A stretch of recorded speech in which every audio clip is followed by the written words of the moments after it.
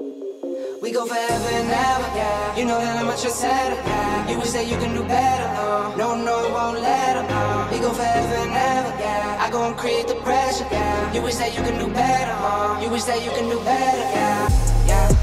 Ooh.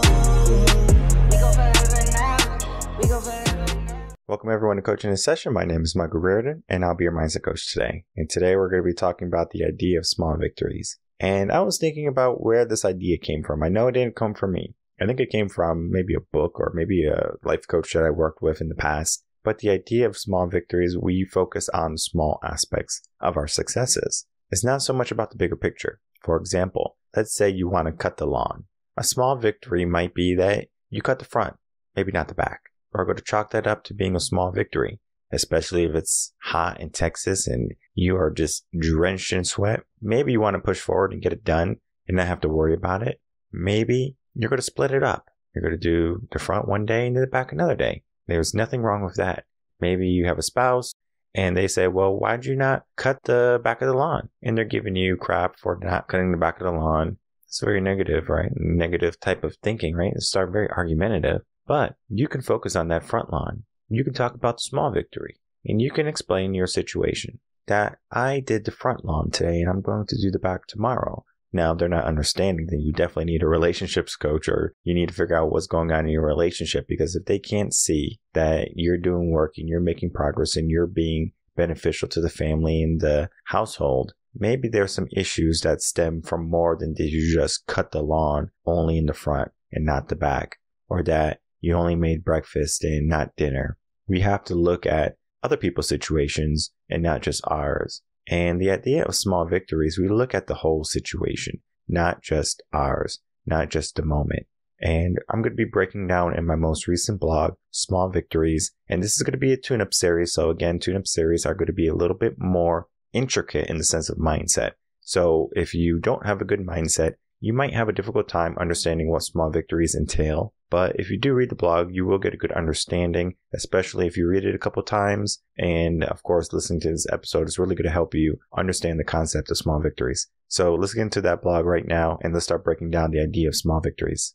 All right, everyone. So this is the most recent blog that came out, the idea of small victories. And we're going to be focusing on just the 4 aspects of small victories today. And those aspects are going to be number 1, what are small victories? Number 2, how can the concept of small victories help me in my life?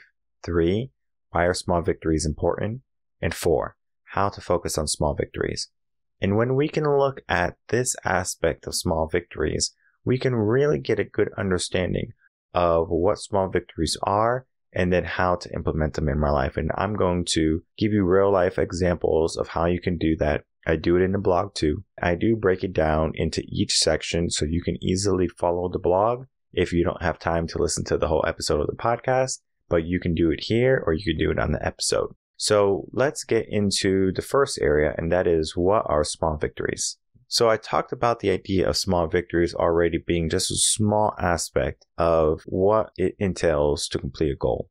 The best way to look at a small victory is to imagine a staircase. So the staircase might have 25 steps, maybe less, depending on how big your staircase is, but it might have around that amount of steps. You might say that you have to climb the stairs, and so that means you have to climb all 25 steps. When in reality, I might say, well, what can we do to make this the smallest micro step? And you might be thinking in your head, oh, I know the answer.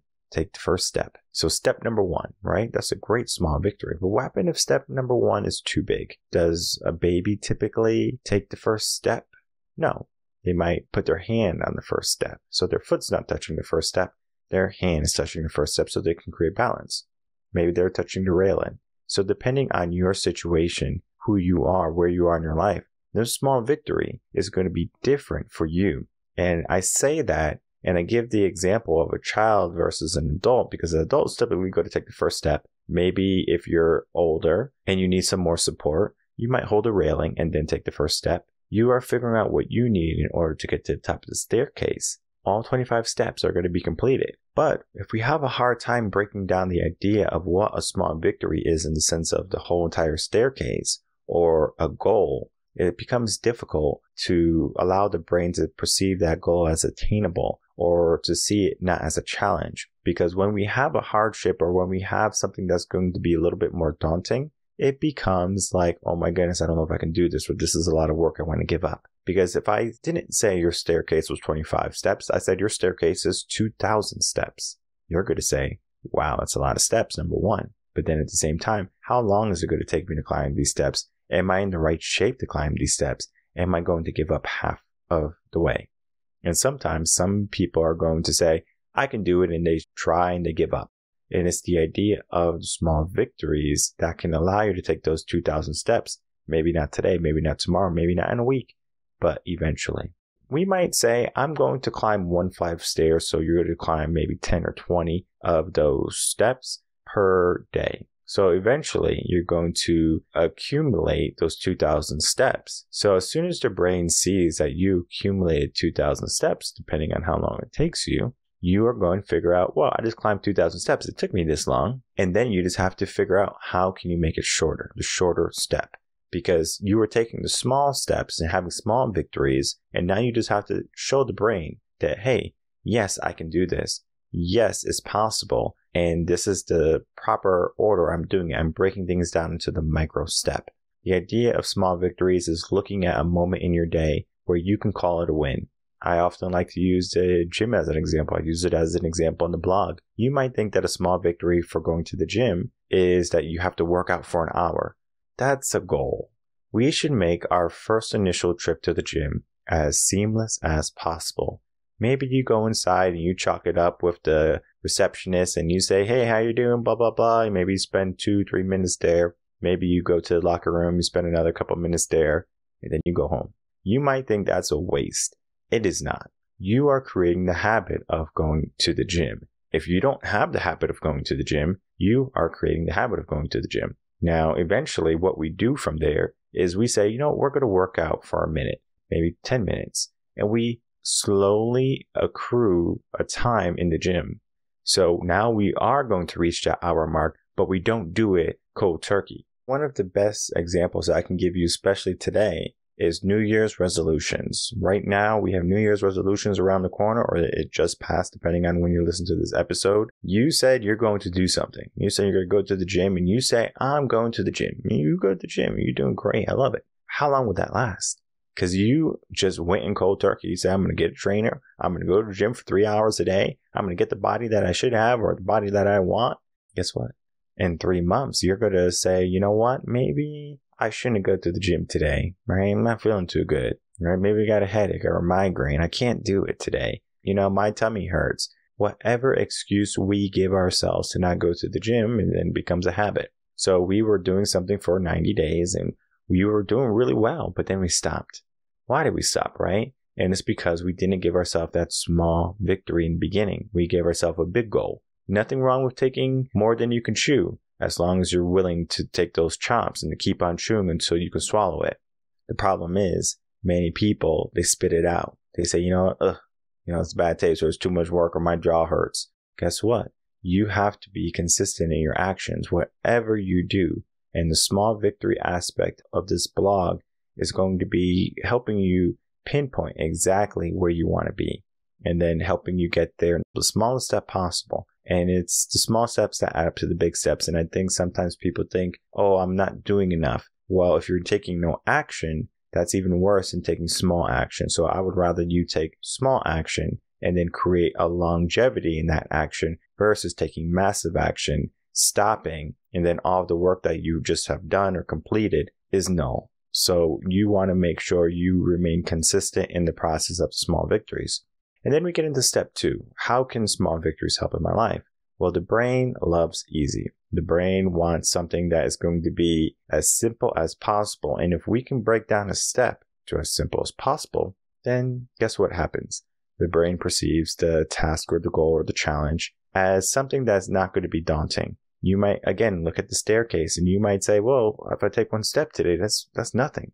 We do this sometimes with our kids where we use reverse psychology on them. They might have a whole mess of toys littered across their room, maybe across the living room, wherever they are, their playroom. And you might say, well, you got to clean up. and they're throwing a tantrum. They're, I don't want to do this, and they're throwing stuff, and they're kicking, and they're flailing around.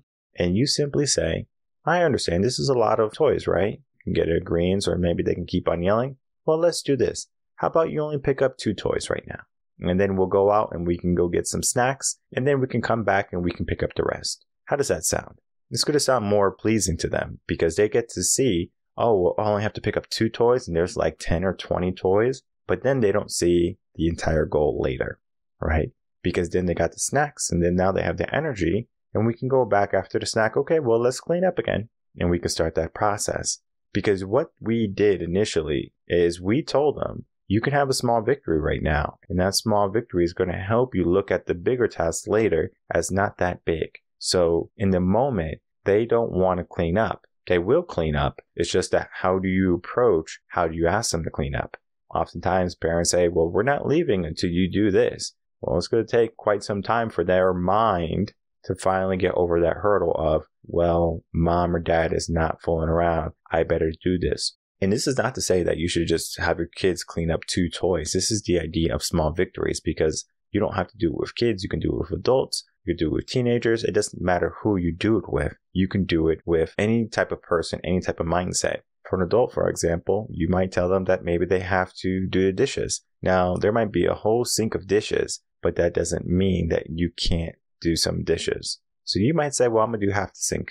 And then you do half the sink, and then you do the other half later. You broke it down to small steps. Maybe you want to do just the forks or the cups or the plates. Break it down to small steps. And of course, you might get yelled at for not doing all the dishes, but you understand what you're doing. And then you also have to make sure that you're not just doing something for the sake of, okay, I'm doing it because someone said so, and then going back to something that's improper. For example, something that might be improper is that if you are playing video games and you are trying to play video games uninterrupted, and let's say it's your turn to wash dishes, what would be the proper action in order for you to play your video game still, but then you understand that you have to do the dishes? A small victory would be, I'm going to wash the cups. Then I'm going to go back, play maybe a game or a match. I'm going to go back, wash the plates. I'm going to go play a game or a match. And then you keep doing back and forth. If you play a game where it's like there's no matching or there's a continuous playthrough, give yourself a timer. I'm going to play for 10 minutes or I'm going to play for 5 minutes. And then you keep going back to the dishes. It might sound like a lot of work, but you're giving yourself that much work, but you're also helping the brain. And the way you're helping the brain is saying, I'm breaking down a task that I don't necessarily love, washing dishes, and I'm making it more enjoyable by doing it in small incremental steps. Now, depending on your mindset, you can see it 2 ways. The first way is that you're prolonging something you don't like, and that sucks. The second way is I'm doing the task, but I'm doing it in my way. So you're still being able to play the video games and you're doing what you have to do, but you're doing it in your way. This might work for some people. This might not work for some people. Depending on who you are, the concept of small victories is going to be different. And when I work with clients, we look at what areas of their life we can apply small victories in. Because if someone's trying to save some money, for example, for let's say a house, I say, well, what would a small victory be for you? And we look at their pay and we try to figure out how much money can we save them up. We might just start 1%, maybe 5%, right? And then we go up from there. Sometimes people just get their money and they spend all of 100%. Not saying that you can't do that, but then at the same time, if you want to save, if you want to maybe purchase things that are a little bit more costly, like a home or a car, you're going to have better habits in saving. So we just look at what we need and then we just implement a plan. And we look at what we did and then we figure out how long it's going to take. So then we have a clear goal. This is what we're doing. This is how long it's going to take. This is the small steps to get to where we want to be. Versus, whoa, that house costs $1 million. Everyone is so worried about the final price or the asking price. They're not worried about the steps to get to that price. And it all begins with your mindset. It all begins with small victories and understanding things can be put into incremental steps. When you start to look at the end goal, it becomes a little bit more cloudy in the sense of, is this attainable? The subconscious mind is very tricky. So if you can break things down for the subconscious mind to understand, oh, this is easy, this is going to be simple, then you're better off and you're more inclined to be successful and to complete your goals. And then we're going to be looking at the third aspect of small victories. And then how is this important for me, right? Why are small victories important? And I already talked about the idea of it helps you break down things accordingly to who you are and to what your mindset is right now. Because if you can break down things according to your mindset every single moment of your day or who you are at this moment, you become more active. So that means you get to be more efficient in your days. You know exactly what you need to do. If you need to make a phone call, for example, you can write a to-do list, and maybe that to-do list has maybe 10 different things on there. A small victory might be doing one of them. You focus on something and then you say, okay, I did 1 out of the 10 things. It's 10%. But at the same time, you still had a small victory. Refocus on that one thing that you did. How well did you do it? Did you do it well? Because in reality, I would rather you do one thing extremely well rather than 10 things poorly. And I think sometimes people mistake quantity versus quality. It's about the quality, because when people are looking at your work or looking at what you did or accomplished, it's going to be the quality that they're looking at too. Because if you started 100 businesses and 100 businesses failed, they're not going to say, oh, wow, this guy started 100 businesses. He is successful. They're going to look at the businesses that succeeded. What quality are you producing? Are you producing successes? Are you producing failures? And most times people are so quick to replace quality with quantity. And what that does is it creates the mindset of trying to do everything and not breaking things down into small incremental steps. That's where small victories shine the most. Because if you can learn how to break things down, then you start to apply quality. And then your mind also learns that, oh, whatever task that I'm doing is not as daunting as I'm making it out to believe. Because if you have to apply energy to any single task, the brain's automatically going to focus on the negative. I'm using energy for this task. I don't want to do this task. I get nothing from this physically, or I get nothing from this intrinsically. So you have to figure out, well, if you're not getting anything from a task, do you have to do it? Now, of course, having clean dishes or making sure you have a pristine lawn, those are all good things. Now, maybe there might not be an intrinsic or a physical value. It does add structure to your mindset where everything's in order, because if your mind is not in order, it becomes even more difficult to apply small victories because you're worried about this and you're worried about that, where sometimes we have to get everything out of our mind on paper, and then we need to start to do things, check things off in steps rather than, okay, I need to get all this done. When my brain is overwhelmed and it is like 100 miles an hour and it's thinking about all these things that I have to do, and I have a lot of things to do, and whether I have to meet with clients or I have to do this with the family or I have to go on this trip or I have to go do that, I'm always being pushed and pulled in every direction. And there's so much that has to happen in my life. And I have to make sure that I'm able to make time for all of the important things. Well, everything has some importance. And I talked about the idea of delegation. So me delegating things actually helps me with focusing on the small steps, because if I can have someone else do the inconsequential things, maybe cutting my lawn and maybe washing my dishes, then I make room and space for doing other things. So those other things are things that are meaningful for me, and I break those things down. So if I want to meet more clients, if I want to do more workshops, I need to fill out more applications. So I'm going to spend time, instead of doing the lawn, filling out an application to be a speaker. Or I'm going to fill out an application to work with a company on helping their employees become more mindful and to talk about leadership and to help them develop into proper leaders. So we look at the aspects of where we want to go, and we take those small victories and the things that we want to do, the important things in our life versus the things that are not important. And then we get into our fourth step. And that fourth step is going to be dealing with how to focus on those small victories. And it can be difficult to focus on the small aspect when the bigger aspect is right there looking at us. So we might see ourselves in the mirror and we look at ourselves and we say, wow, I need to lose 150 pounds. And that's a lot of weight to lose. And you don't want to do surgery. You want to do it natural, right? There's nothing wrong with that. We can do it. The problem is you're looking at the bigger picture rather than small victories.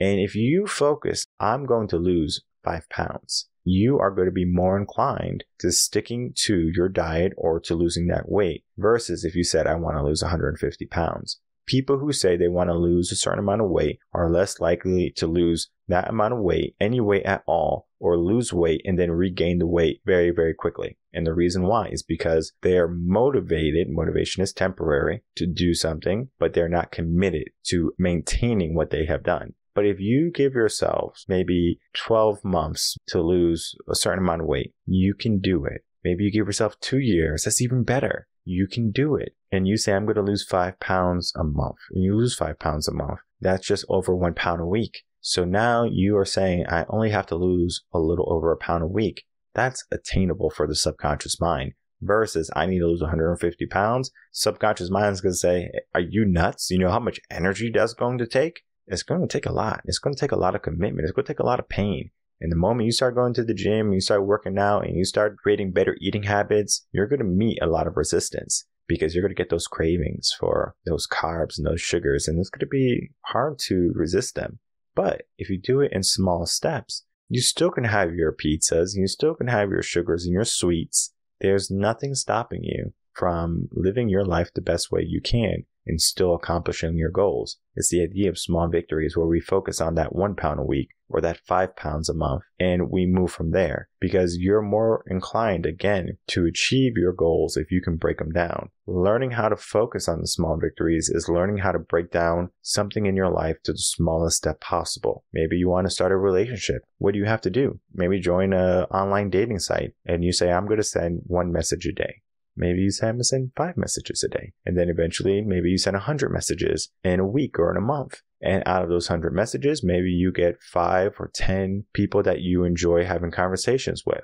And maybe from those 5 or 10 situations, you are going to say, I'm going to take maybe 1 or 2 out. You are breaking down what you have done. You're adding slowly, finally getting to a good pool of people that you can compare and contrast and figure out who's going to be the best candidate for the position of boyfriend, girlfriend, or husband or wife, or whoever you're looking for. It's important that you can break that down. Sometimes people, again, they look for, oh, I dated all these people and I can't find anyone. Or the reason why that you're having a hard time finding people, and I do this with many of my clients who come to me looking for mindset help in relationships, is that they're looking for something in a relationship for all the wrong reasons. They don't have their values attached to it, maybe thinking in a modern type of mindset, but they're wanting traditional type of results. We have to figure out exactly what we want, and we do it in small incremental steps so the brain is not shocked. We want to shock the system in a sense, but we do so in a way that the brain is going to say, this is enjoyable. This is appropriate for me. This is easy. And then from there, we make progress, and progress feels good. We want progress in our life. We want to have results. It's just that the brain wants to do it in the easiest fashion possible. And the way we do that in the easiest fashion possible is understanding how to focus on small victories. So in closing, the idea of small victories is going to be helping us understand how to break things down into the smallest step possible. And the smallest step possible is going to be different and unique for everyone. For me, maybe going to the gym is going to be, I want to go to the gym for 30 minutes a day. Maybe for you, it's going to be, I need to drive to the gym today. It could be even smaller than that. I just need to start walking around the block. Well, before I walk around the block, I need to walk to my mailbox, or I need to walk to my refrigerator. You might think that the things that you do in your day are mundane, but if you give yourself a little bit of directive, then the small victory aspect starts to implement into your brain, and it becomes hardwired. You say to yourself, I'm going to walk to the fridge 2 times. So, for example, it's easy to walk to the fridge. You're going to walk to the fridge, get your Pepsi, your Coca-Cola, your sodas, your sandwiches, whatever you want, right? When you're at your fridge, I want you to touch it, walk back to where you were, and then walk back to the fridge. You might think this is completely useless, but you actually implemented the idea of a small victory. I'm going to take a small step to a better health. And it doesn't have to be going to the gym. It could be taking a little bit more. The idea of steps that Apple came up with, oh, we have to do this amount of steps, right? The Apple Watch, big on fitness. Fitbit, big on steps. How many steps do we need, right? A lot of people are saying, I need to do at least 10,000 steps a day. Well, guess what? That's the idea of small victories. I'm going to do a certain amount of steps a day. Now I'm going to go run on the treadmill at 7 miles an hour and do 2 miles. That is more difficult for the brain to understand. So whoever created this idea of small victories, or the concept of applying it into the materialistic type of world, into technology, understand what small victories are and how they can help you and how people look at small victories. You might be in a position where you are inundated with so much in your life and you are trying to figure out how you're going to make ends meet. Maybe you're completely stressed. Maybe you are completely bogged down with everything in the world. You can have this problem and that problem, and you're trying to figure out a solution. Well, the solution might be to break things down into small, appropriate steps. And maybe breaking things down into small, appropriate steps might include you just figuring out what's important on your schedule. Because if you have a schedule that's just filled with meaningless things or things that are not going to be important right now, you have to figure out, well, what's going to be important now, because you're looking at the bigger picture. If you want to build a house, you have to pour the foundation first. You're not going to procure the wood and then pour the foundation. Now, maybe if there's a shortage, you want to make sure you have the wood before you pour the foundation, but the foundation takes some time to set. It takes weeks, maybe sometimes months, depending on climate, etc., etc. So we want to make sure that we do the first step versus, oh, well, what steps do I have to do? And we're over here buying kitchen stoves with no place to put it. We need to understand what is the proper step to take. What is the next step to take? What is going to be my small victory today? And if you can focus on that small victory, you're going to see your mindset shift, your life shift, and then your whole entire goal setting process shift, because you can do anything you put your mind to. Sometimes it's just going to be a step at a time. My name is Michael Reardon. I'm a mindset coach. If you have any questions, you can email me coachingasession@gmail.com, and I will see everyone on the next episode of Coaching a Session. Until then, everyone, take care.